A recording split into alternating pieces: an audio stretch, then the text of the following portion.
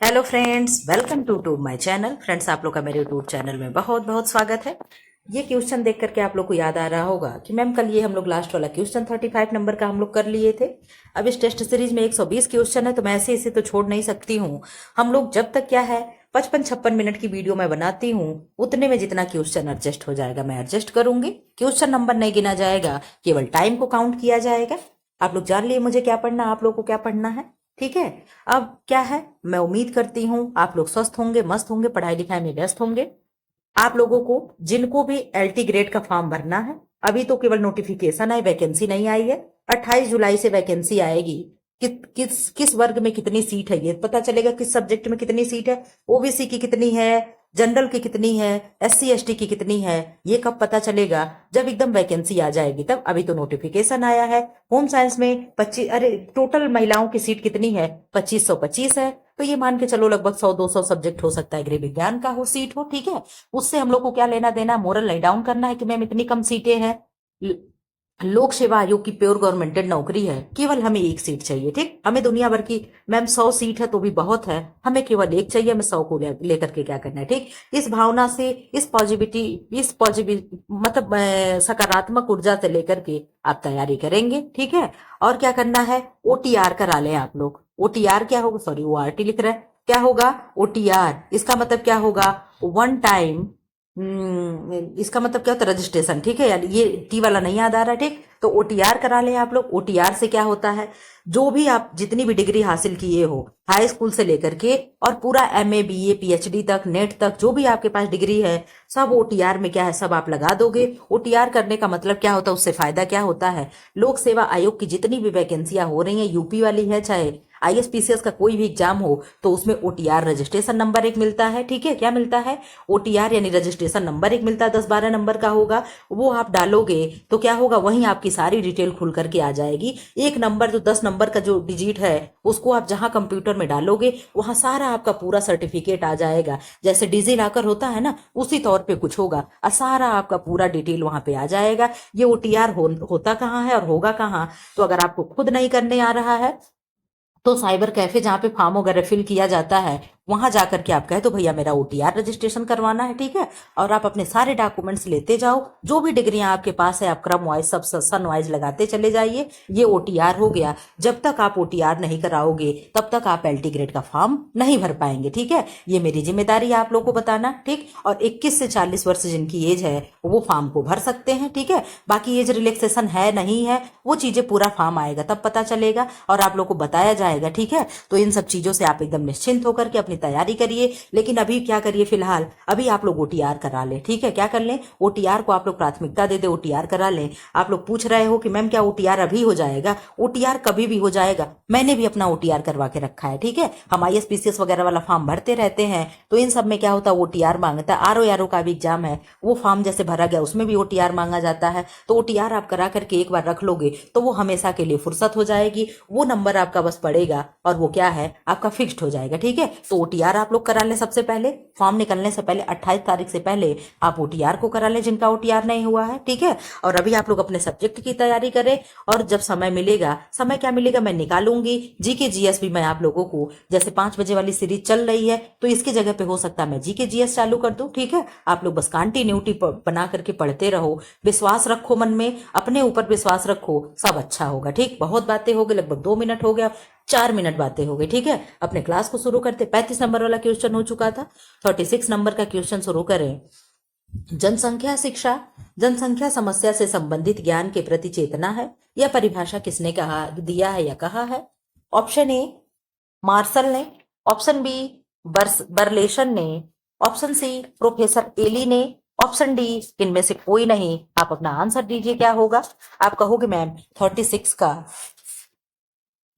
का क्वेश्चन क्या हो जाएगा, आंसर क्या होगा? आप कहोगे मैम मार्शल ने दिया है। किसने दिया है? मार्शल ने दिया है। आप लोग सोचते, आप लोग एक बात और बता दें आप लोगों से, आप लोग को लगता होगा ना कि मैं कहाँ से समय निकाल पाती हूँ, क्या करती हूँ, कि मैम स्कूल में बैठी रहती हैं क्या, कि वीडियो शूट कर लेती हैं। ठीक है, अब स्कूल में बिल्कुल भी टाइम नहीं मिलता। इधर जुलाई मंथ था, नया नया अभी स्कूल खुला था, बच्चे थोड़े कम आते हैं गाँव में, आप लोग जानते हो जुलाई में बहुत।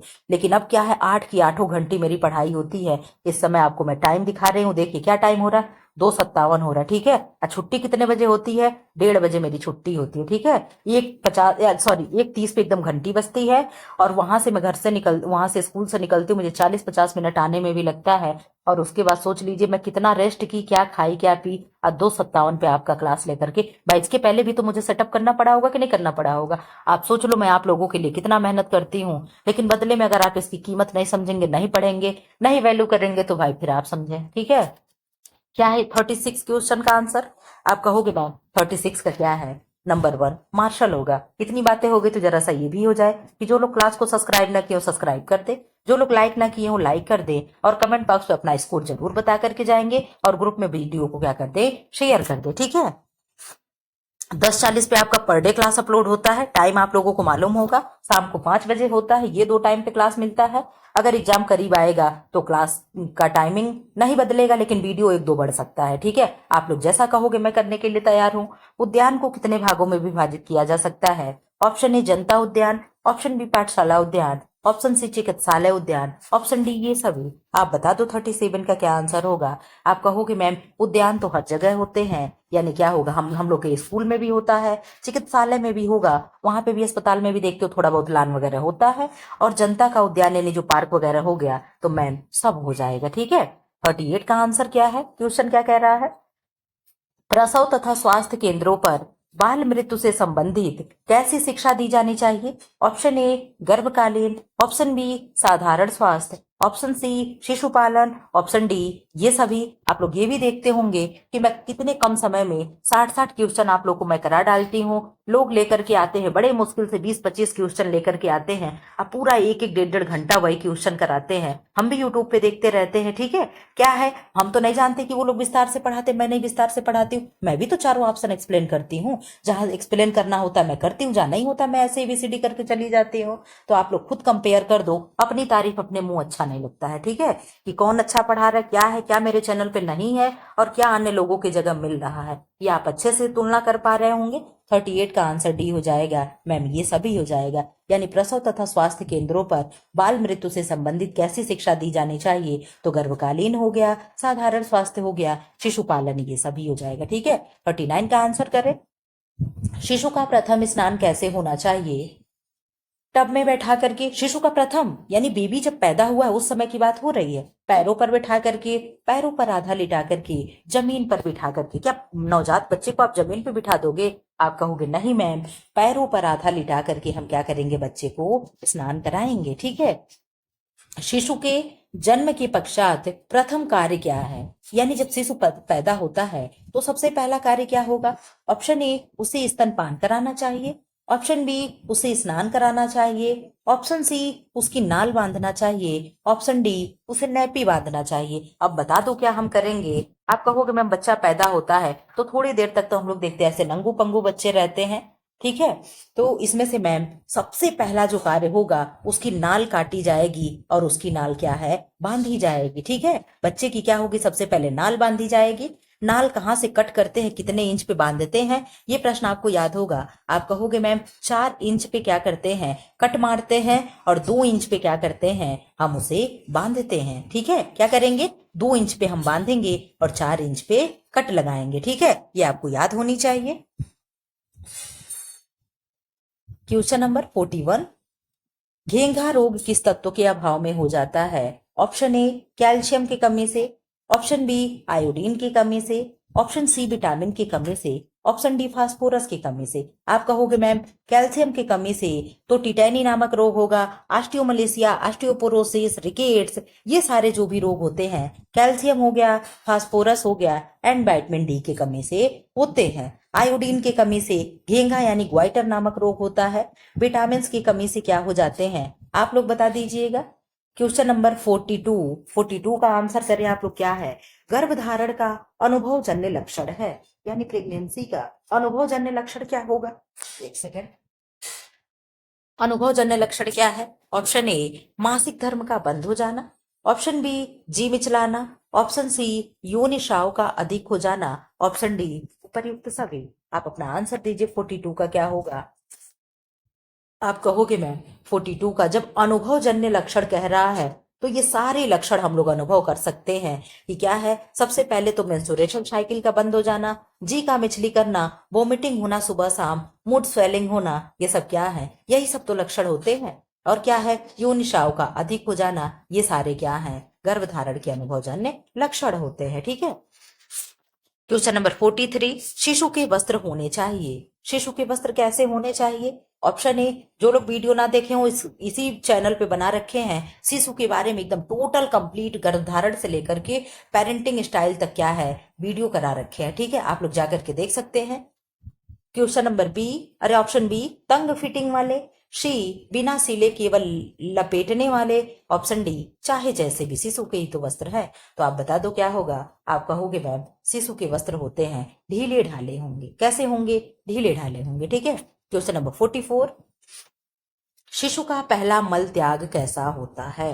ये क्वेश्चन बढ़िया है। ऑप्शन ए, पीला व पतला। ऑप्शन बी, सामान्य व्यक्ति जैसा।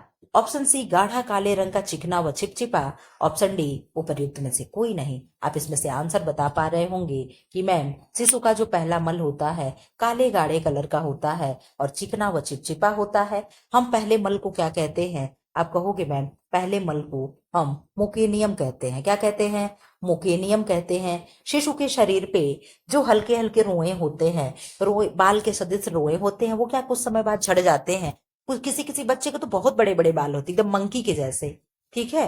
तो क्या होगा, मतलब अब ये मत समझ ली एकदम मैम बंदर के जैसे, मतलब थोड़े रोए बड़े हो जाते हैं। ठीक है। तो उसको क्या कहते हैं? उसको हम मोकेनियम कहते हैं। अरे सॉरी सॉरी सॉरी, उसको क्या कहते हैं? लेनुगो कहते हैं। क्या कहते हैं उसको हम? एक सेकंड, उसको हम क्या कहेंगे? लेनुगो कहेंगे। ठीक है। क्या कहेंगे? लेनुगो कहेंगे। ठीक है। पहला मल क्या होगा? ब्लैक कलर का होगा, गाढ़ा चिपचिपा चिकना पदार्थ होगा। और उसको क्या कहेंगे? मुकोनियम कहेंगे। ठीक है। क्या कहेंगे? मुकोनियम कहेंगे। क्वेश्चन नंबर 45 का आंसर करें। जन्म से 5 वर्ष तक की आयु के बालक हमारे देश की संपूर्ण जनसंख्या के कितने प्रतिशत हैं? तो ये तो करंट से डाटा देख करके आप लोग आंसर करिएगा, लेकिन फिलहाल उस समय जब भी प्रश्न बना होगा, ये प्रश्न दिया है, उत्तर के हिसाब से आप लोग देख लें। लेकिन ये आज के डेट में क्या है, रिलेवेंट नहीं होगा, आज के डेट में नहीं माना जाएगा, क्योंकि न जाने कब का डाटा है। तो आप कहोगे मैम 17% है। कितने परसेंट है? 17% है। क्वेश्चन नंबर 46, स्वास्थ्य चर क्या शिक्षा देती है? ऑप्शन ए, स्वास्थ्य के प्रति जागरूकता। ऑप्शन बी, गर्भावस्था के संतुलित आहार। ऑप्शन सी, रोगी एवं शिशुओं के लिए भोजन बनाने की विधि। ऑप्शन डी, उपर्युक्त सभी। 46 का आंसर करें क्या होगा? 46 का आंसर आप लोग कर दीजिए। 46 का क्या आंसर होगा? आप लोग के आंसर का मुझे वेट है। आप कहोगे मैम डी यानी उपर्युक्त सभी हो जाएगा। ठीक है। 47 का आंसर करें। आप लोगों के पूरा आंसर का मैं वेट करके तब आंसर करती हूँ। क्लास प्रीमियर चलता है, 10:40 पे चलता है। जो लोग नए हों, अगर वो देखना चाह रहे हो किसकी तैयारी कैसी है, तो आप लोग क्या है, आकर के वहां पे प्रीमियर में आंसर करना शुरू कर दे। 3 बच्चियां हैं, विभा है, विवेक है, और 3 लोग हैं, और कौन है, मोनी सोनकर हैं। ये 3 लोग कंटिन्यू रहते हैं, बाकी लोग आएंगे जाएंगे देखेंगे। ऐसा नहीं कि पढ़ते नहीं है लोग, ऑफलाइन हो जाने के बाद वीडियो पढ़ते हैं, लेकिन ऑनलाइन पे 10 से 12 लोग बीच बीच में आते हैं जाते हैं, देखते हैं क्या हो रहा है, क्या हाल चाल है, देख करके निकल लेते हैं। लेकिन ये 3 लोग हैं जो कंटिन्यू पढ़ते हैं। कभी कभी प्रिया जी हैं, वो भी पढ़ती हैं, लेकिन उनका हो सकता है उस समय पे कहीं बिजी रहती हूँ, इसलिए नहीं कर पाती हूँ। ठीक है।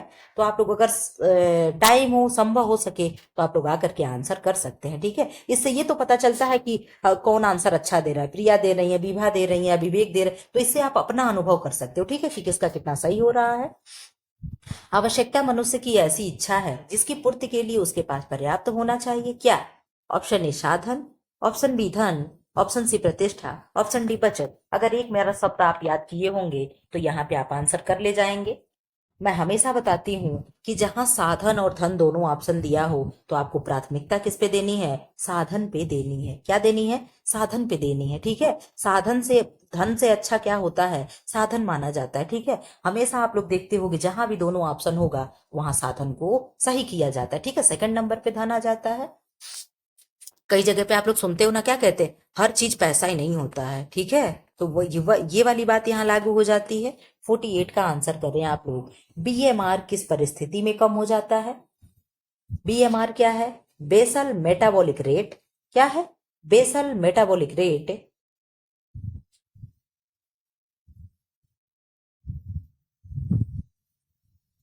तो किस परिस्थिति में कम होगा? ऑप्शन ए फीवर की परिस्थिति में, ऑप्शन बी कुपोषण एवं व्रत की अवस्था में, ऑप्शन सी अधिक शारीरिक श्रम की अवस्था में, ऑप्शन डी पुरुषों में। बीएमआर कब कम होगा? आप कहोगे मैम 1 डिग्री हमारे शरीर की टेम्परेचर इंक्रीज होता है तो क्या हो जाता है? पहले आप लोग को इसका आंसर बता दे फिर एक्सप्लेन करें। 48 का आप लोग कहोगे मैम कुपोषण एवं व्रत की अवस्था में क्या होता है? हमारा बीएमआर कम हो जाता है। बाकी हम खेल रहे हैं, कूद रहे हैं, दौड़ रहे हैं, डांस कर रहे हैं, टहल रहे हैं, इन सारी परिस्थितियों में क्या होगा? बीएमआर इंक्रीज होगा, यानी बीएमआर बढ़ेगा। हमारे शरीर में 1 डिग्री अगर टेम्परेचर इंक्रीज हो जाता है तो क्या होता है? 7% क्या होता है? बीएमआर इंक्रीज होता है, यानी 7% बीएमआर बढ़ जाता है। 1 डिग्री टेम्परेचर बढ़ने पे 7 डिग्री, तो आप जोड़ लोगे कि 2 होगा तो 14 हो जाएगा। अगर ये पूछ ले कि 2 डिग्री शरीर का टेम्परेचर बढ़ा दिया जाए तो कितनी डिग्री टेम्परेचर बीएमआर बढ़ जाएगा? तो आप बताओगे 14% बीएमआर बढ़ जाएगा। ठीक है, ऐसे आप निकाल लिया करेंगे। तो इन सारी अवस्थाओं में क्या होती है? पुरुषों की अपेक्षा महिलाओं का बीएमआर क्या होता है? तो आप कहोगे कम होता है। ठीक है, तो इन सारे परिस्थितियों में बीएमआर अधिक हो जाता है। लेकिन कुपोषित व्यक्ति है और व्रत की अवस्था में व्यक्ति है, इनएक्टिव व्यक्ति है, तो उसमें क्या होगा? बीएमआर की कमी हो जाएगी। ठीक है, 49 का आंसर करें। दालों में कौन सा विटामिन नहीं होता है? नहीं और है को आप लोग जरूर घेर लिया करेंगे। ऑप्शन ए थायमीन होगा, ऑप्शन बी B12 B2 होगा, ऑप्शन सी विटामिन सी होगा, ऑप्शन डी नियासिन होगा। नियासिन क्या है? विटामिन B3 है। थायमीन क्या है? B1 है। और विटामिन B2 क्या है? विटामिन B2 ही है। तो आप कहोगे मैम अगर हम कोरिलेट कर लें तो आप बताती हैं कि विटामिन बी की फैमिली बहुत होती है।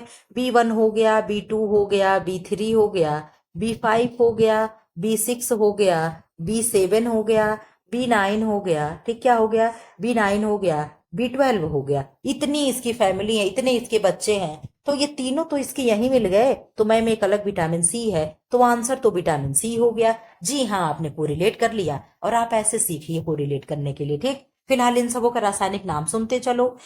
थायमीन हो गया, राइबोफ्लेविन हो गया, विटामिन B3 का नियासिन हो गया, B5 का पेंटाथेनिक एसिड हो गया, B6 का पैरोडॉक्सिन हो गया, B6 हो गया, B7 का बायोटीन हो गया, B9 का क्या है?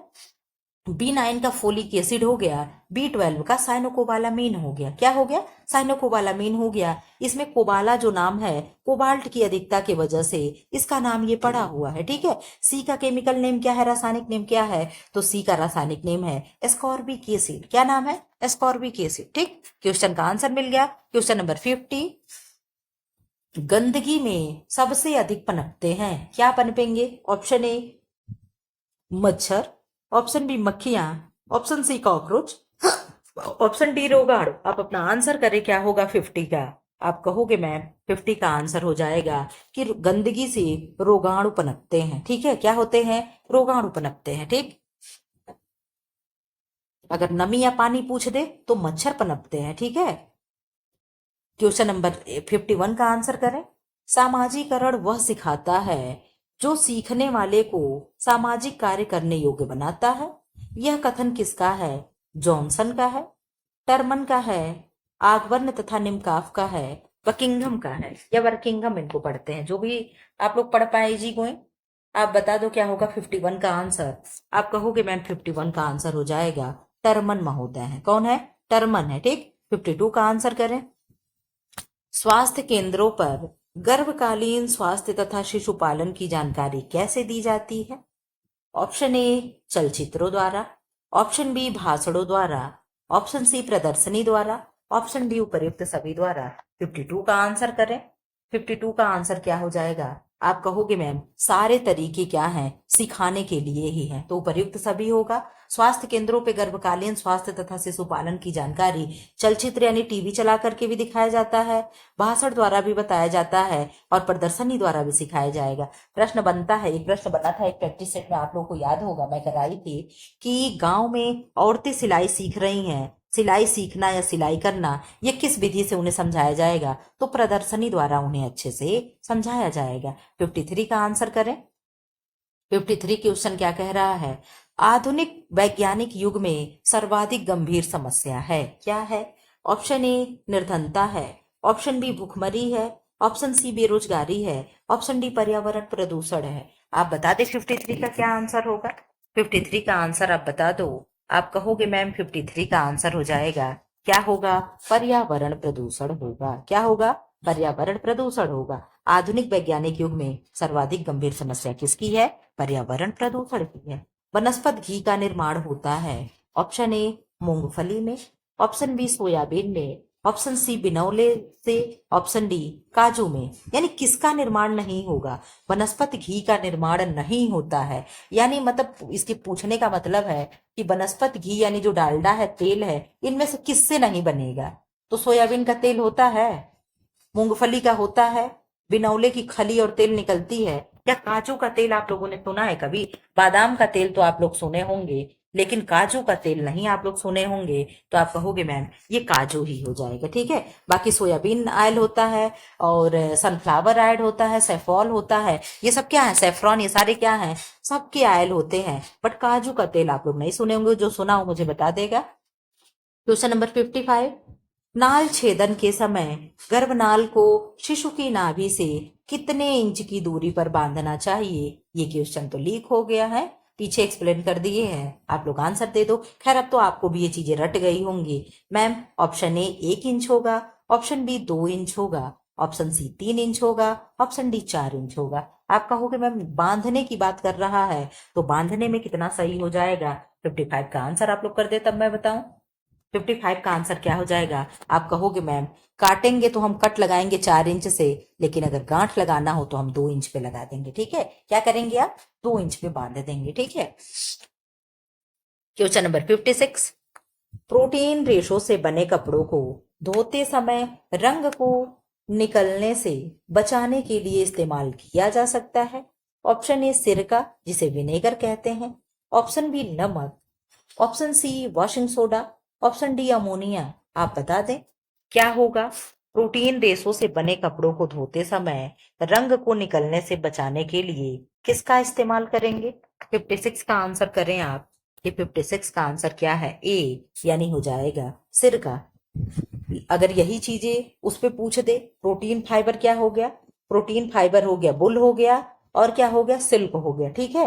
इन कपड़ों में चमक लाना हो तो सिरका डाल करके हम चमक शाइनिंग बढ़ा सकते हैं। लेकिन अगर सिरका यही हम डाल दे, सिरका क्या हो गया, अम्लीय नेचर का हो गया, ठीक है। कैसा नेचर का हो गया, एसिडिक नेचर का हो गया।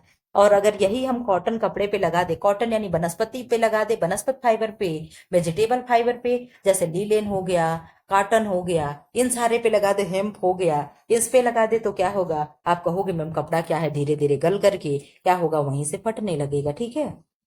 क्वेश्चन नंबर 57, गंधक जिसे सल्फर कहते हैं युक्त अमीनो अम्ल है। हम आप लोगों को बताते हैं, ये प्रश्न आप लोगों का भी मैं बताऊंगी तो गलत हो जाएगा। आप कहोगे मैम हमने आप लोगों को अमीनो अम्ल के प्रकार बता रखे हैं, ठीक है, उनके नेचर बता रखे, कौन सा खट्टा होता है, कौन सा मीठा होता है, किसका स्वाद नहीं होता है, कौन गंधक युक्त होता है, कौन बच्चों के लिए फायदेमंद होता है, ये हम सब करा रखे हैं। प्रोटीन के 10 टेस्ट होते हैं, मैंने 10 टेस्ट करा रखे हैं।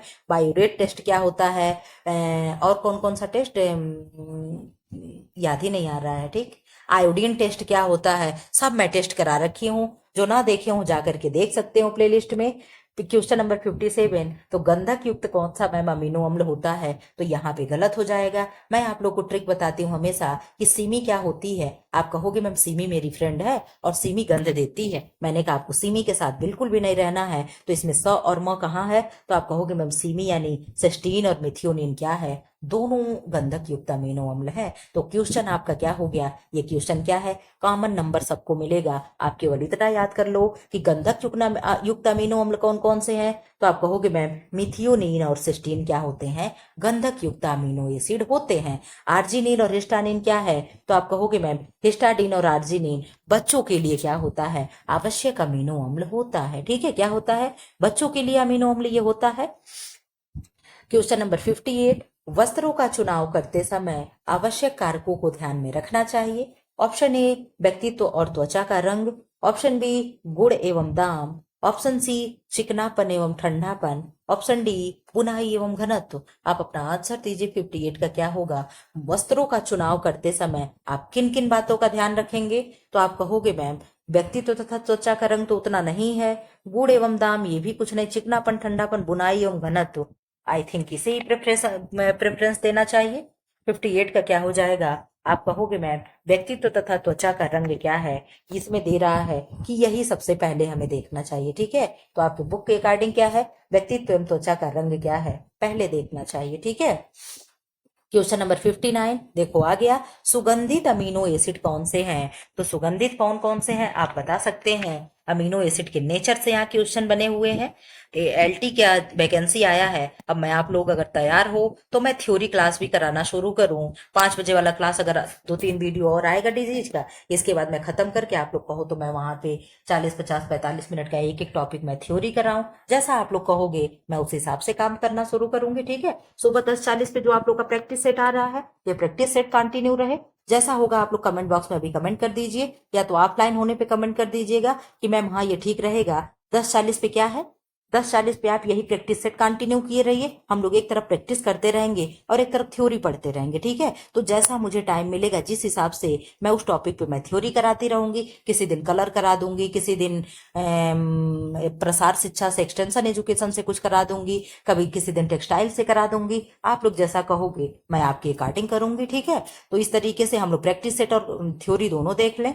तो मैं अमीनो एसिड आप लोग को पढ़ा दूंगी, प्रोटीन पढ़ाऊंगी तो उसमें अमीनो एसिड पूरा कंप्लीट हो जाएगा। तो सुगंधित अमीनो अम्ल है ऑप्शन ए टायरोसिन है, ऑप्शन बी ट्रिप्टोफेन है, ऑप्शन बी मिथियोनिन है, ऑप्शन डी हिस्टाडीन है। ठीक, क्योंकि एलटी ग्रेड का एग्जाम टफ होता है, केवल एबीसीडी करने से नहीं निकलेगा। ठीक है, जब तक हम पूरा नहीं पढ़ेंगे कि अमीनो एसिड कितने होते हैं, तो आप कहोगे मैम अमीनो एसिड तो 20 होते हैं, 10 आवश्यक होता है, 10 अनावश्यक होता है। ठीक है, तो इस आवश्यक अनावश्यक में ही क्या होता है, इसी में अमीनो एसिड के नेचर होते हैं। एक नेचर कैसा होगा कि मैम स्वाद रहित होते हैं, इनका कोई स्वाद नहीं होता है। एक खट्टा होता है, एक कड़वा होता है, कुछ सुगंधित होते हैं, अभी आप पीछे पढ़े हो कि कुछ गंधक युक्त होते हैं। तो ये सब नेचर है, और ये जब तक विस्तार से नहीं पढ़ोगे तो क्वेश्चन में रोक करके इतना नहीं पढ़ाया जाता है। ठीक है, पहले मैं एक्सप्लेन करती थी, लेकिन उसका आप लोगों को मुझे बहुत ज्यादा वो नहीं दिखा कि आप लोग बहुत मन से पढ़ रहे हो। लेकिन अब कुछ बच्चे हैं जो बहुत मन से पढ़ रहे हैं, तो मैं सोच रही हूँ कि मैं फिर से शुरू कर दूं। आप लोग जैसा हो बताइए। 59 का क्या होगा? आप कहोगे मैम जो टायरोसिन है ये क्या है? सुगंधित अमीनो अम्ल है। क्या है? सुगंधित अमीनो अम्ल है। ठीक, प्रबंध का सार है। क्या है? ऑप्शन ए संसाधनों का मोबिलाइजेशन, ऑप्शन बी निर्णय करना, ऑप्शन सी स्तर बनाना, ऑप्शन डी लक्ष्य निर्धारण। एक सेकंड, थोड़ा सा मैं ब्लूटूथ सही करूंगी, आप लोग हो सकता है दिक्कत हुई, आवाज आई। क्वेश्चन नंबर 60 का आंसर करें, क्या होगा? क्वेश्चन नंबर 60 का आंसर हो जाएगा, आप कहोगे मैम प्रबंध का सार है संसाधनों का मोबिलाइजेशन। क्या होगा? संसाधनों का मोबिलाइजेशन। 61 का आंसर करें। एक असाइनमेंट को शिक्षक एक संप्रेषित करने में छात्र परेशान है। यानी एक असाइनमेंट है, शिक्षक तक संप्रेषित करने में, यानी मैंने एक असाइनमेंट दिया बच्चों को बनाने के लिए। ठीक है, कि आप अपने यहाँ के प्रदूषण के बारे में बढ़िया सा आप असाइनमेंट तैयार करके लाइएगा। आपके इर्द गिर्द जो भी पॉल्यूशन है, और वो क्या है, बच्चे शिक्षक के पास यानी मेरे पास लाने में क्या है, झिझक रहे हैं। ठीक है, परेशान हैं। क्यों? क्या उन्हें बाधा आ रही है? ऑप्शन ए लिंग बाधा आ रहा है कि वो लड़की हैं कि लड़के हैं, ऑप्शन बी परिस्थिति बाधा आ रही है, ऑप्शन सी मूल्यों में अंतर आ रहा है, ऑप्शन डी भाषा की भिन्नता आ रही है। आप बता दो, बहुत अच्छा प्रश्न है। आप कहोगे मैम 61 का क्या होगा? परिस्थिति। क्या होगा? परिस्थिति यहाँ पे आंसर हो जाएगा, यानी वहां पे क्या है, उसकी स्थिति क्या है, बाधा आ रही है। ठीक है, क्वेश्चन नंबर 62, पैटर्न बनाने की सर्वाधिक तेज विधि है। ऑप्शन ए सपाट पैटर्न बनाना, option B drafting, option C draping, option D reverse engineering. 62 का आंसर करें आप लोग। 62 का आंसर क्या होगा, आप बता दीजिए। आपके पास 5 सेकंड का टाइम है। आप कहोगे मैम सपाट पैटर्न बनाना। क्या है? सपाट पैटर्न बनाना। जीवाणु जनित रोग है। रोग के बारे में मैं हमेशा कहती हूँ, आप लोग कहते हो कि मैम हमेशा बताती रहती हैं। 5 PM वाली क्लास को फॉलो कर लें। टोटल कंप्लीट जितना भी डिजीज है, वहां से आप लोग को इधर उधर कहीं भी भटकना नहीं पड़ेगा। आप एक एक करके नोट डाउन करते चलें कि पहले आप लोग इस तरीके से लिख ले, इधर बीमारी के नाम लिख लें। ठीक है, यहाँ क्या लिख लें, जीवाणु जनित है कि वायरस जनित है, ठीक, कारक लिख ले, ठीक है, यहाँ पे कारक लिख ले, नीचे जीवाणु हो तो जीवाणु लिख ले, वायरस हो तो वायरस लिख ले, कवक हो तो कवक लिख ले, प्रोटोजोआ हो तो प्रोटोजोआ लिख ले, ठीक है। फिर उनके बैक्टीरिया का नाम लिख दें, ठीक है। फिर किससे फैलते हैं ये लिख दें। ये सारी चीजें ऐसे एक चार्ट बना करके अपना पेन लेकर के नोट डाउन करते समय लिखते चलिए, बहुत ही इजी हो जाएगा, ठीक है। क्वेश्चन नंबर 63 का आंसर करें। जीवाणु जनित यानी बैक्टीरिया जनित रोग है। ऑप्शन ए इन्फ्लुएंजा है, मैंने करा रखा है। ऑप्शन बी ट्रेकोमा है, नहीं हुआ है। ऑप्शन सी क्षय रोग है, मैंने करा रखा है। ऑप्शन डी चेचक है, मैंने करा रखा है। जो नहीं करा रहे हैं उसके लिए मैं झूठ नहीं बोलूंगी कि ट्रैकोमा मैंने नहीं कराया है, ठीक है। आप लोग बता दो 61 का 63 का क्या होगा। आप कहोगे मैम टीबी के बैक्टीरिया का क्या नाम है। अगर ये मैं बता दूं तो मेरा क्वेश्चन सही हो जाएगा, तो ये सही भी है। यानी क्या होगा, ये सारे क्या है, वायरस जनित रोग हैं, लेकिन ये 6 रोग क्या है, टीबी है। टीबी क्या है, यच्छमा है, राजच्छमा है, ट्यूबरकुलोसिस है, तपेदिक है। यही क्या है मैम, जीवाणु जनित रोग है, यानी बैक्टीरिया जनित रोग है। इसके बैक्टीरिया का नाम है माइकोबैक्टीरियम ट्यूबरकुलोसिस। क्या नाम है, माइकोबैक्टीरियम ट्यूबरकुलोसिस। मैम इसमें कोई वैक्सीन भी लगाई जाती है, बीसीजी का वैक्सीन लगाया जाता है। बीसीजी का फुल फॉर्म क्या है, बैसिलस कैलमेट-ग्यूरिन। क्या है, सॉरी, बैसिलस कैलमेट-ग्यूरिन। कब लगाई जाती है मैम, जन्म के समय, जन्म के बाद जो पहला वैक्सीन लगता है बच्चे को, ये क्या होता है, बीसीजी का ही वैक्सीन लगता है, ठीक है। कब लगता है, प्रश्न बनता है 24 घंटे के अंदर, जन्म के 24 घंटे के अंदर कौन सी वैक्सीन लगती है, तो बीसीजी लगती है। बच्चे को, नवजात शिशु को पहला लगने वाला वैक्सीन कौन सा होता है, वो भी बीसीजी होता है। ये भी प्रश्न पूछता है 1 महीने के अंदर लगने वाली वैक्सीन कौन सी है, वो भी बीसीजी होता है। बस शब्दों के हेर फेर हो जाते हैं, इतना मैं हर प्रैक्टिस सेट में आपको बताते चलती हूँ कि ये चीजें आपसे छूटने ना पाए। एक खसरा बीमारी होता है, ये भी बच्चों को क्या होता है, इसमें भी वैक्सीन लगाई जाती है। कौन सी वैक्सीन लगाई जाती है मैम, एमएमआर की वैक्सीन लगाई जाती है। एमएमआर क्या है, मॉप्स, नहीं, MMR measles, measles mops and rubella. क्या है, मीजल्स मॉप्स एंड रूबेला। कब लगता है मैम, 9 माह के बच्चे को खसरे का टीका लगाया जाता है, ठीक है। इधर आ जाओ आप लोग। क्वेश्चन नंबर 64, ऐच्छिक पेशी होती है यानी पाई जाती है। ऐच्छिक और अनैच्छिक क्या है, दो चीजें होती हैं। एक हमारी इच्छा पे निर्भर होती है, एक हमारी इच्छा पे नहीं निर्भर होती है। क्या अगर मैं कहूं कि मेरा पाचन क्रिया काम ना करे, तो क्या वो मेरी बात को मानेगा। आप कहोगे बिल्कुल नहीं मैम। हम कहे पित्त से, लीवर से कि लीवर मैं तुम्हें आदेश दे रहा हूं तुम्हें बाइल जूस नहीं बनाना है, तो क्या छोड़ देगा। आप कहोगे बिल्कुल मैम नहीं। वो आप कौन होती है उसे आदेश देने वाली। तो ये सारी क्या हो गई, अनैच्छिक क्रिया हो गई, ठीक है। क्या हो गई, अनैच्छिक क्रिया हो गई। मैं अपने हार्ट को कहूं कि हार्ट आज तुम्हें धड़कना नहीं है, तो क्या वो मानेगा, बिल्कुल नहीं मानेगा। लीवर को कहूं मैं कि तुम अपने काम बंद कर दो, छोटी आंत को कहूं मैं कि तुम भोजन का पाचन बंद कर दो, तो ये सारे सुनेंगे। आप कहोगे मैम कभी नहीं सुनेंगे, तो इसमें से सुनेगा कौन। आप कहोगे मैम भुजाएं जो हमारी होती हैं ऐच्छिक पेशी होती हैं। मेरा मन करे मैं हाथ को ऊपर उठा ली, मन करे किसी को मार दी, मन करे किसी को घुमा दी इस तरीके से हाथ, ये क्या है, ये ऐच्छिक पेशी होती है, ठीक है। अनैच्छिक पेशी, ऐच्छिक पेशी में आप लोग अंतर समझ गए होंगे, ठीक है। बाकी लीवर हो गया, हृदय हो गया, फेफड़ा हो गया, ये सब क्या है, ये सब ऐच्छिक पेशी नहीं है, अनैच्छिक पेशी है, ठीक है। क्वेश्चन नंबर 65 का आंसर करें। शरीर में रक्त का भंडार होता है, यानी शरीर में हमारे ब्लड बैंक का कार्य कौन करता है। कल ये प्रश्न आया था, कल मैं एक्सप्लेन की थी। जो लोग बहुत ध्यान से सुने होंगे आंसर दे देंगे। ऑप्शन ए तिल्ली यानी स्प्लीन यानी प्लीहा, ये इसका 3 नाम है। ऑप्शन बी अस्थि मज्जा, जिसे बोन मैरो कहते हैं। क्या कहते हैं, बोन मैरो कहते हैं। ऑप्शन सी हृदय यानी हार्ट कहते हैं। ऑप्शन डी यकृत यानी लीवर कहते हैं। बहुत बढ़िया क्वेश्चन बनाया गया है। आपको स्प्लीन और बोन मैरो दोनों देकर के कंफ्यूज किया गया है। क्वेश्चन बनाने वाले को सैल्यूट है। आप लोग कंफ्यूजन में गिरे हैं, आप अपना आंसर दीजिए। आप कहोगे मैम बहुत ज्यादा कूदिए मत, हम लोगों को मालूम है कि अस्थि मज्जा यानी बोन मैरो जो होता है इसमें ब्लड का निर्माण होता है, ठीक है। जो हमारी इस तरीके की हमारी हड्डी हम बना रहे हैं, ठीक है।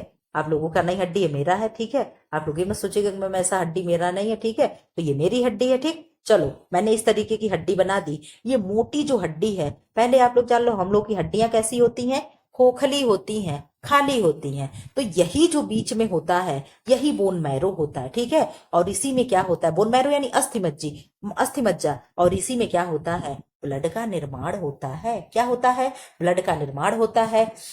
कहाँ कहाँ होता है? अस्थि मज्जा में होता है और लीवर में होता है। आप कहोगे मैम किसके लीवर में होगा?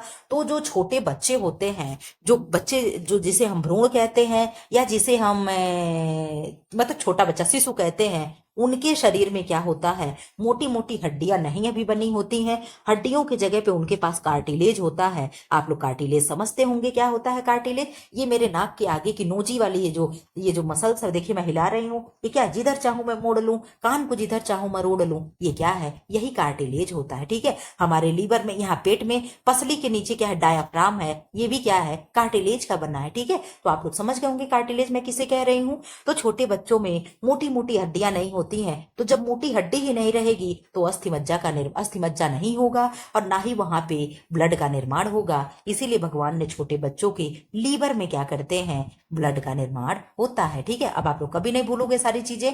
तो यहाँ पे बता दो, आप कहोगे मैम तो ब्लड का निर्माण तो अस्थि मज्जा में होता है, लेकिन स्टोर कहाँ होता है? प्रश्न तो ये है, स्टोर कहाँ होगा? तो आप कहोगे मैम ब्लड बैंक हम लोग तिल्ली यानी स्प्लीन को कहते हैं, और कल मैं ये बताई थी। ठीक है, क्वेश्चन नंबर 66 का आंसर करें।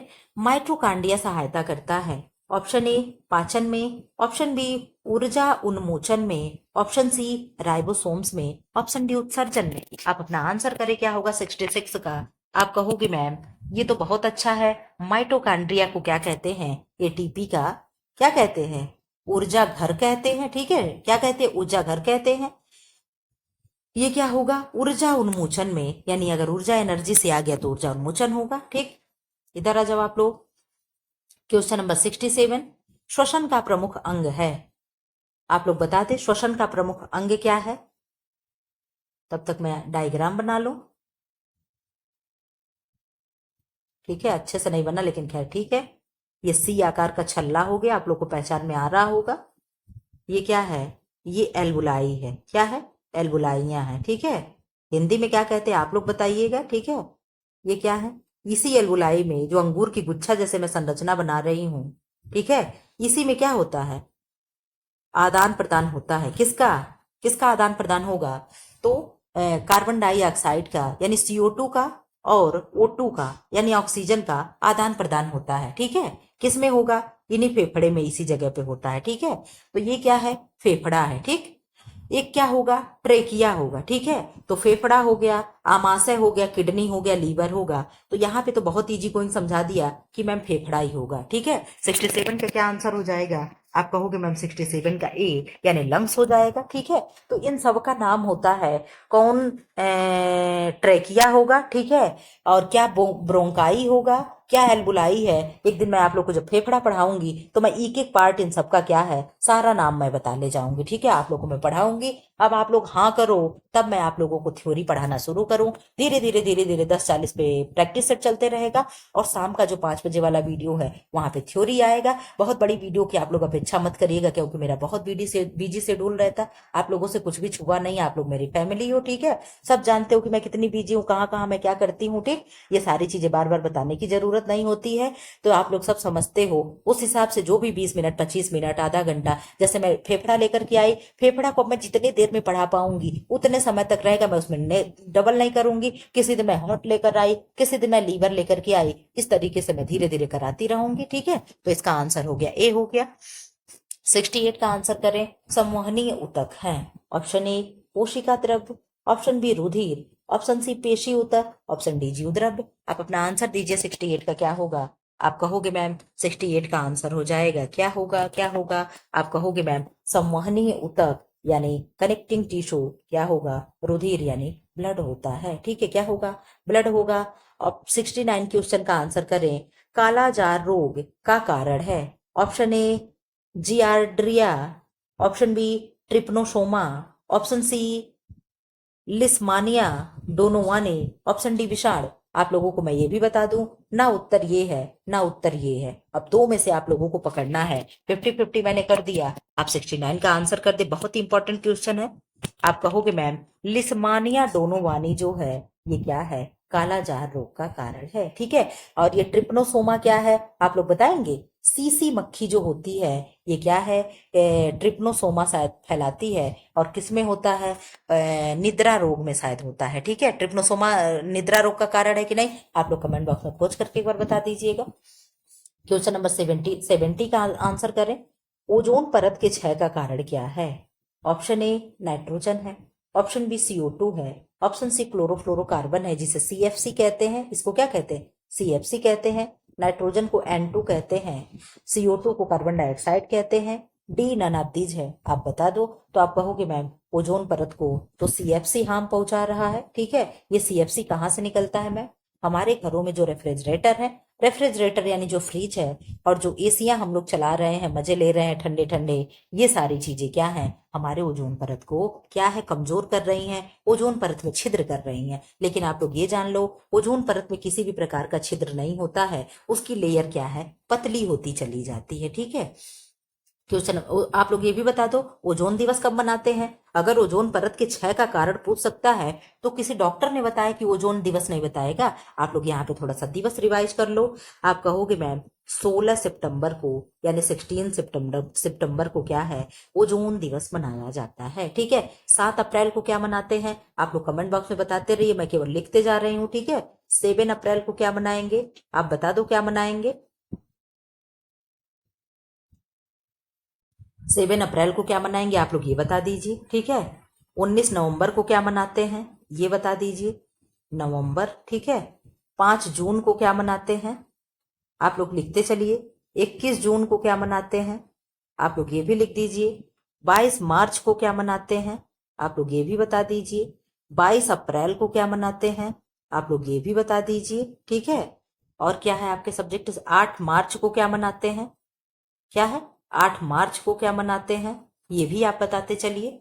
इतना दिवस आपको याद होना चाहिए। फिलहाल अभी इसमें से बहुत दिवस छूटा होगा जो हम लोग के सब्जेक्ट से रिलेटेड है। ठीक है, अभी क्या है,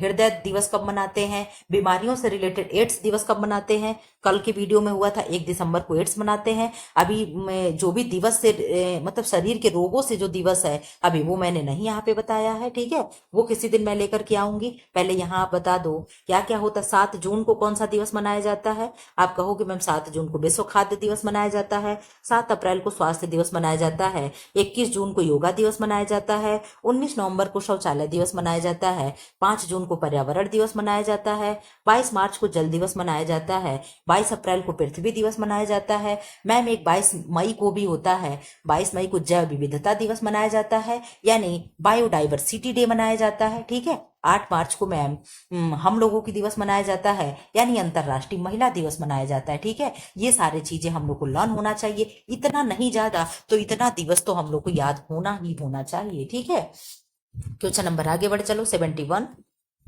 घरों की स्वच्छता के लिए घरों की स्वच्छता के लिए किन साधनों का प्रावधान आवश्यक है?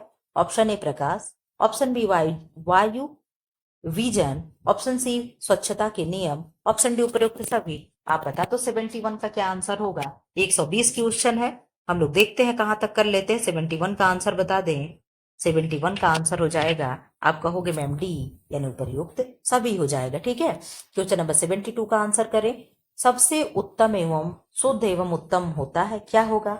ऑप्शन ए वर्षा का जल, ऑप्शन बी कुएं का जल, ऑप्शन सी समुद्र का जल, ऑप्शन डी नदियों का जल। आप लोग यहाँ आंसर करें। आप कहोगे मैम समुद्र और नदियों का जल तो खारा होता है।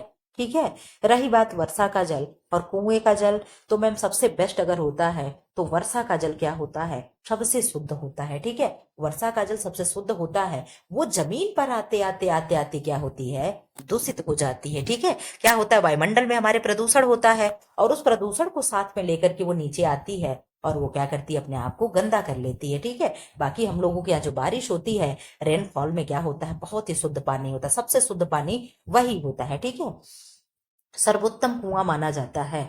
अब ये क्वेश्चन कहाँ से बना है?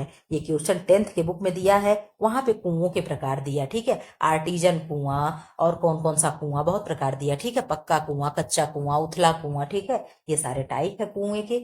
आर्टिजन कुआं और एक पता नहीं क्या कुआं है जिसका नाम ही नहीं मुझे आ रहा। ठीक है, तो सर्वोत्तम कुआं माना जाता है क्या है? ऑप्शन ए कच्चा एवं उथला कुआं, ऑप्शन बी पक्का या मुथला कुआं, ऑप्शन सी नाले के निकट का कुआं, ऑप्शन डी उपयुक्त में से कोई नहीं। तो आप कहोगे मैम कच्चा और उथला कुआं, उथला मतलब क्या हुआ आप लोग समझ रहे हो, उथला, उथला और गहरा, ठीक। तो यहाँ तो कोई ऑप्शन नहीं सही लग रहा है, एक पक्का की वजह से हम इसको सही कर सकते हैं, लेकिन बेस्ट ऑप्शन ये भी नहीं होगा, ठीक है। आप लोग भी समझ पा रहे होंगे कि मैम सही बता रही हैं कि गलत बता रही हैं। आप कहोगे मैम आप सही बता रही हैं कि पक्का की वजह से हम केवल इसको सही कर सकते हैं, लेकिन उथला नहीं गहरा होना चाहिए। कुआं जितना गहरा होगा पानी उसका उतना ही बढ़िया निकलेगा, ठीक है। क्या होता है हम लोगों के घर में जो ट्यूबवेल हो रहा है, ये जो समरसेबल होते हैं, क्या होते हैं, जितना नीचे पाइप जाती है, जितना नीचे अंदर गहराई में होता है उतना ही स्वच्छ पानी आता है, ठीक है। तो ये उथला ना होकर के यहाँ क्या होना चाहिए, गहरा होना चाहिए। आप लोग बता दो कि मैम आप सही कह रही हैं, ठीक है। क्वेश्चन नंबर 74 का आंसर करें। बुक में दिया तो इसका मतलब ये नहीं कि हम लोग गलत पढ़ लेंगे, ठीक है। साधारण शर्करा होती है, क्योंकि बुक क्या है, बुक हम आप लिख दे रहे हैं। आजकल तो बुक कोई भी लिख दे रहा है भाई, जरा सा भी अगर उसको जरा सा कुछ जान रहा है, दो चार वो चीजें, तो जरा सा प्रैक्टिस सेट तुरंत आ जा रहा है। इसलिए आप लोग बहुत ज्यादा आंख बंद करके भी कोई टेस्ट सीरीज पे भरोसा मत करिएगा। अगर आपको जहां भी कहीं डाउट हो, चाहे मेरे क्वेश्चन में, चाहे कहीं किसी भी टेस्ट सीरीज में, आपको एक बार जरूर नेट वगैरह पे चेक करना चाहिए, ठीक है। मैं पढ़ा रही हूँ तो क्या मैं इंसान ने मुझसे नहीं गलती हो सकती है। कई क्वेश्चन ऐसा मैं देखती हूँ, मैं भी अपने वीडियो को अगर कभी सुनती हूँ ना प्रीमियर में, मान लीजिए जैसे मुझे टाइम तो नहीं मिलता है, आप लोग का क्वेश्चन का आंसर देने में बस आ जाती हूँ, उस समय मेरा क्लास चल रहा होता है, ठीक है। तो बीच बीच में जैसे बच्चों को पढ़ा करके थोड़ा सा खाली हुई तो देख लिए, तो उस समय आपके क्वेश्चन का आंसर मैं दे लेती हूँ, ठीक है। लेकिन यार इसका मतलब ये नहीं कि हम अपना क्लास ही सुन रहे हैं। तो कभी कभी मैं सुनती हूँ तो देखती हूँ फ्लो फ्लो में कुछ मैं गलत बोल जाती हूँ, बोलना कुछ और चाहती हूँ, बोल कुछ और जाती हूँ, ठीक है। तो इसका मतलब ये नहीं कि मैंने जो बोल दिया वो सही है, तो इस पे भी आप लोगों को ध्यान देना चाहिए, ठीक है। साधारण शर्करा होती है, ऑप्शन ए सुक्रोज है, ऑप्शन बी माल्टोज है, ऑप्शन सी ग्लूकोज है, ऑप्शन डी लैक्टोज, लैक्टोज है। अब अभी बता दो कहाँ कहाँ की शर्करा है। आप कहोगे मैम लैक्टोज मिल्क शर्करा होती है, कौन सी शर्करा होती है, मिल्क शर्करा होती है। माल्टोज कौन सी शर्करा होती है, ये अनाजों की शर्करा होती है, ठीक है, यानी माल्ट शर्करा। सुक्रोज क्या होगी, यही शुगर होती है, जो हम लोग क्या गन्ना होता है, टेबल शुगर होता है, इसी को हम सुक्रोज कहते हैं। ग्लूकोज क्या है, आप कहोगे मैम सबसे साधारण शर्करा जो होती है यही ग्लूकोज होता है। व्यक्ति जब पेशेंट एडमिट होता है तो यही ग्लूकोज चढ़ाई जाती, ठीक है। तो सबसे साधारण फॉर्म यानी सिंपलेस्ट फॉर्म में क्या होगा, ग्लूकोज हो जाएगा, ठीक है। क्या होगा, ग्लूकोज हो जाएगा। अब यहाँ पे हम लोग क्या एक बार कार्बोहाइड्रेट को रिवाइज कर सकते हैं, बिल्कुल कर सकते हैं। कार्बोहाइड्रेट को क्या कहते हैं, CHO कहते हैं। कितने भाग होते हैं, तो 3 भाग होते हैं। कौन कौन से, मोनोसेकेराइड, क्या हो गया मोनोसेकेराइड, डाइसेकेराइड, और क्या हो गया, डाई मतलब DI होता है शायद, हाँ डाई ना, हाँ। कि फिर क्या हो गया पॉलीसेकेराइड, क्या हो गया पॉलीसेकेराइड। मोनो में क्या आएगा, GFG आएगा, क्या होगा GFG आएगा। ये इसका मतलब क्या हो गया मैम, ग्लूकोज हो गया, फ्रक्टोज हो गया, ग्लैक्टोज हो गया, ठीक है। क्या हो गया GFG हो गया। इसमें क्या आता है, SML आता है, इस तरीके से आप लोग भी याद करिएगा, SML आता है। S से क्या हो गया, सुक्रोज हो गया, M से माल्टोज हो गया, L से लैक्टोज हो गया, ठीक है। यहाँ पे पॉली में क्या हो जाएगा, पॉली में बहुत होते हैं, पॉली से सेलुलोज होगा, हेमिसेलुलोज होगा, पेक्टिन होगा, ये सारी चीजें क्या हो गई पॉलीसेकेराइड्स में आते हैं। मोनोसेकेराइड्स मतलब शर्करा के एक अणु, क्या हो गया शर्करा के एक अणु क्या होगा मोनोसेकेराइड। शर्करा के 2 अणु डाइसेकेराइड, और शर्करा के अनेक अणु 2 या 2 से अधिक अणु मिलकर के क्या बनाते हैं, पॉलीसेकेराइड बनाते हैं। ये क्या था, कार्बोहाइड्रेट था, ठीक है। कार्बोहाइड्रेट मैम कितना एनर्जी देती है, तो 4.1 या 4.2 किलो कैलोरी एनर्जी देता है, ठीक है। आप लोगों का भी रिवाइज हो गया। आगे निकल चलो क्वेश्चन नंबर 75। क्लास कैसा लग रहा हो लास्ट में स्कोर जरूर बताकर जाइएगा। आप लोग गलती करते हो स्कोर नहीं बताते हो, ठीक है। 75 का आंसर करें। मनुष्य को जब भी क्लास शुरू हो, आपको क्लास शुरू होने से पहले आपको मालूम है कि 10:40 पे क्लास आता है तो आता है, चाहे कुछ भी हो जाए। मेरी इतनी तबीयत खराब थी, जो लोग रेगुलर पढ़ रहे होंगे जान रहे होंगे कि मेरे गले से आवाज नहीं आ रही थी, लेकिन उस समय भी मैंने आप लोगों के लिए वीडियो अपलोड किया था, ठीक है। इसके लिए आप लोग कभी भी ये नहीं कहोगे कि नहीं मैम झूठ बोल रही है। 10:40 पे वीडियो आता है तो जरूर आता है, ठीक है। तो आप उस समय पे क्या है, अपना कॉपी पेन लेकर के बैठे रहो और वहां पे नंबरिंग लिख लिया करो। अब आप ये भी जानते हो कि मैं 50 या 60 क्वेश्चन लेकर के आती हूँ, तो 50-60 क्या नंबरिंग लिखने में इतनी आपको मेहनत पड़ रही है, कुछ पाने के लिए कुछ खोना पड़ता है। अगर एक सीट, आपको कहते हैं ना कि एक बीज जब सड़ता है, अपनी कुर्बानी देता है, तब उस पेड़ के छांव के नीचे हजारों लोग फल खाते हैं और हजारों लोग रेस्ट करते हैं, ठीक है। तो जब आप अपनी कुर्बानी दोगे, अपने कुछ सुखों को त्याग करोगे, अगर आप नौकरी पाओगे, आप जो भी चीजें त्याग हुई रहती है ना, हम लोग जब पढ़ते थे तो क्या था, 3 बजे 2 बजे रात में उठ करके पढ़ते थे, तो वो चीजें आज सोचते कि मैंने अपनी नींद की कुर्बानी दी थी।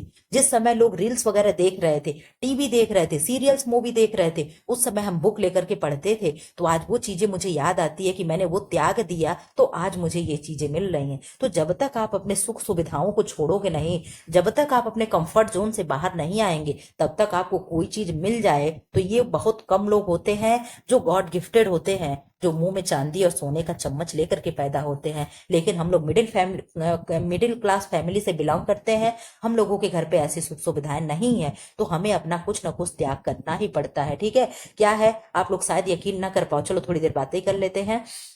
आप लोग शायद यकीन ना कर पाओ, मैं खाना बनाती थी, ठीक है, पढ़ती थी। कैसे पढ़ती थी? ब्लूटूथ लगा करके मैं ब्लूटूथ लगा, मैं हमेशा ब्लूटूथ से पढ़ी हूँ। ठीक, पहली बात तो आप लोग ये जान लो, ब्लूटूथ कनेक्ट करा के कान में मेरे ईयरफोन लगा रहता है, और मैं अंदर खाना बना रही हूँ, रोटी बना रही हूँ, सब्जी बना रही हूँ। यहाँ तक कि मैं सुबह सो के उठती थी, मैं टॉयलेट में फ्रेश होने जाती थी, वहां भी मेरे कान में ब्लूटूथ लगे होते थे। ब्रश करने में जाती थी, मैं ब्रश तो रगड़ती थी, उस समय भी ब्लूटूथ होते थे। जब मुंह धुलने जाती थी, उस समय मैं 2 मिनट के लिए अपने वीडियो को रोक देती थी, समझे? तो इसी ऐसे ही हम लोग के पास समय होगा। हर किसी के पास 24 घंटे, 24 घंटा भगवान ने मुझे भी दी है, आपको भी दी है, हर किसी को दी है। अंबानी के पास भी 24 घंटे, नरेंद्र मोदी हमारे पीएम है, उनके पास भी 24 घंटा है। ठीक है, तो हर किसी के पास 24 घंटा होता है। भगवान ने यही एक न्याय किया है। ठीक है, गरीब के पास भी 24 घंटे, अमीर के पास भी 24। अब आपके ऊपर डिसाइड करता है कि आप उस 24 घंटे का कैसे उपयोग कर रहे हैं। आप सो करके 24 घंटा बिता दे रहे हैं, कि पढ़ करके बिता रहे हैं, कि खेल कूद करके बिता ले रहे हैं। ठीक है, कहीं भी पार्टी वार्टी में जाना, कहीं कुछ नहीं, अपना चुपचाप केवल हर समय पढ़ाई पढ़ाई पढ़ाई। ठीक है, अब करना क्या है भाई, आजकल मोबाइल मैं बोल रही हूं, आप अपना आंसर मन में रख लो। ठीक है, फिर देखो क्या है, समय मिले तो नोटबुक लेकर के नोट कर लीजिए। तो जब तक आप अपने कंफर्ट जोन से बाहर नहीं निकलेंगे, कि लेटे लेटे ब्लूटूथ लेकर पढ़ रहे हैं, तो इससे कुछ नहीं होने वाला। जो बातें हैं तो सही है, साफ है। ठीक है, चलो आप लोग क्लास को आगे बढ़ो। कहोगे मैम लेक्चर छाड़ रही हैं आज कुछ ज्यादा ही। क्वेश्चन नंबर 75 का आंसर क्या है? मनुष्य को प्रतिदिन लगभग कितना पानी पीना चाहिए? ऑप्शन ए 3 से 4 लीटर, ऑप्शन बी 4 से 5 लीटर, ऑप्शन सी 7 से 8 लीटर, ऑप्शन डी 7 से 8 लीटर। ये दोनों ऑप्शन एक ही हो गया है। चलो आप लोग 75 का आंसर बता दो। ऐसे भी 7 और 8 लीटर तो होना ही नहीं चाहिए, हम लोग जानवर नहीं है, इंसान है, किडनी खराब हो जाएगी पानी छानते छानते। ठीक है, तो 75 का आंसर क्या हो जाएगा? आप कहोगे मैम 4 से 5 लीटर पानी क्या है, पर्याप्त होता है, लेकिन बहुत कम लोग होते हैं जो 4 से 5 लीटर पानी पी पाते होंगे। 3 से 4 लीटर पानी के अंदर लगभग लगभग लोग आते हैं। ठीक है, 2 से लेकर के 4 के बीच तक लगभग लगभग लोग आते हैं। ठीक है, हमारा तो शायद 3 भी ना हो पाता हो। ठीक, अब आप लोग अपना बताइएगा कितना पानी कौन पी लेता है। क्या करें, यहीं से क्वेश्चन बंद कर दे क्या? 52 मिनट हो भी चुका है। अगर आप लोग कहो, चाहे चलो 80 तक करा देते हैं। ठीक, 80 के बाद फिर 20 उधर और 30 उधर, 50 क्वेश्चन बच जाएगा, 20 20 40 क्वेश्चन। ठीक, 76 का आंसर करें। बचत का सही साधन है। ऑप्शन ए जमीन में धन गाड़ देना, कितने लोग धन गाड़े हैं, जरा हाथ खड़ा कर दीजिए तो। बैंक लाकर में रखना, ऑप्शन सी बैंक में जमा करना, ऑप्शन डी उपर्युक्त सभी। क्या उपर्युक्त सभी के साथ हम लोग जाएंगे? 76 का आंसर कर दे आप लोग। आप कहोगे मैम ये सारी चीजें गलत हैं, बैंक में धन जमा करना क्या होता है? बेस्ट है, बैंक हो गया, पोस्ट ऑफिस हो गया, एलआईसी हो गया, ये सब क्या है? विनियोग के साधन होते हैं। ठीक है, क्वेश्चन नंबर 77, व्यय को प्रभावित करता है। ऑप्शन ए रहन सहन का स्तर, ऑप्शन बी परिवार के सदस्यों की संख्या, ऑप्शन सी गृहिणी की कुशलता एवं योग्यता, ऑप्शन डी उपयुक्त सभी। 77 का आंसर कर दे। 77 का आंसर क्या होगा, आप बता दीजिए। आप कहोगे मैम 77 का आंसर क्या हो जाएगा? डी हो जाएगा। यानी व्यय, व्यय क्या होता है? आय यानी पैसा आना, आय यानी इनकम, व्यय यानी क्या हो गया? खर्च करना। ठीक है, तो खर्च करने को प्रभावित क्या क्या करेगा? परिवार का रहन सहन का स्तर भी करेगा। कौन लो फैमिली में रहता, कौन हाई क्लास फैमिली में रहते हैं, उनका रहन सहन का स्तर प्रभावित करेगा। परिवार के सदस्यों की संख्या प्रभावित करेगा। हमारे घर में दो आदमी है, 1 लीटर दूध ला रहे, आधा आधा लीटर पी ले रहे हैं। ठीक है, और अगर किसी के घर में 4 लोग हैं तो परिवार के सदस्यों के ऊपर भी खर्चा बढ़ जाता है। और क्या है? गृहिणी की कुशलता एवं योग्यता, यानी हमारी घर की जो गृहिणी है वो कितनी अच्छे से, कितनी कुशल तरीका से अपनी योग्यता को दिखाते हुए क्या है, इसको प्रभावित करेगी कि नहीं करेगी, ये भी होगा। तो उपयुक्त सभी हो जाएगा, यानी ऑल ऑफ दिस हो जाएगा। ठीक है, 78 का आंसर कर दे। 78 का आंसर होगा, प्रश्न है संतृप्त वसी अम्ल है। एक दिन मैंने कम्युनिटी पे पोस्ट कराया था, आप लोग कम्युनिटी पे भी जाकर के अपना आंसर किया करें। कभी कभी टाइम मिलता है तो वहां टेलीग्राम पे मैं अपलोड कर देती हूँ, वहां भी जा करके देख लिया करें। ऑप्शन ए ब्यूटारिक एसिड है, ऑप्शन बी कैप्रिलिक अम्ल है, ऑप्शन सी पॉमेटिक है, ऑप्शन डी सभी है। पहली बात तो आप लोग ये बता दो कि ये कहाँ कहाँ वसी अम्ल पाया जाएगा। आवश्यक वसी अम्ल आप कहोगे मैम ये ब्यूटारिक जो है मक्खन में पाया जाएगा। कहाँ पाया जाएगा? मक्खन में। कैप्रिलिक जो है नारियल के तेल में यानी गोले के तेल में पाया जाता है।